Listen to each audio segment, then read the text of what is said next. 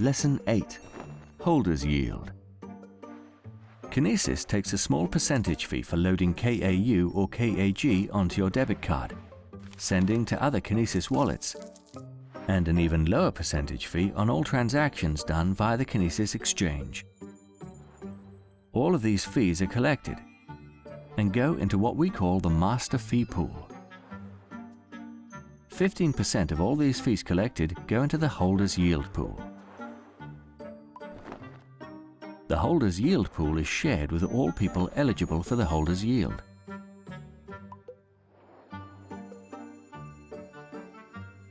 The holders yield is very much a passive yield, meaning once you've purchased your KAU or KAG, you simply just hold the metal. You don't spend it or transact with it. It sits in a vault with zero storage fees, and you collect a holders yield.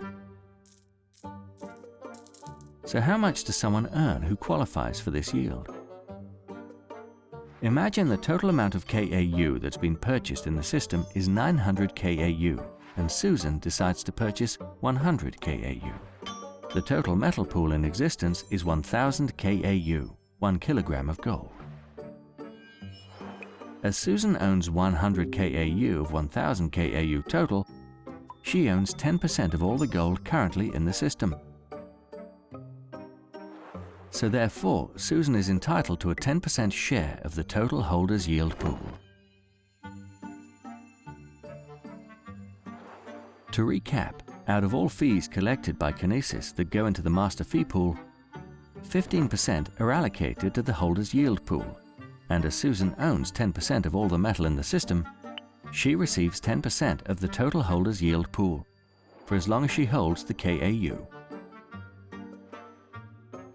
If Susan decides to transfer, send or spend any of these KAUs, as long as she initially minted them, that portion of her KAUs will move into activation and be attributed to her minter's yield. Any portion of gold coming out of her holders yield will decrease the percentage amount of Susan's ownership of the total volume of gold. Therefore, the minter's yield will go up and the holders yield will come down. A holders yield rewards Susan for choosing to keep her savings or investment money in gold and silver, counteracting inflation and paying a fee-sharing yield on top of the price movement of gold and silver.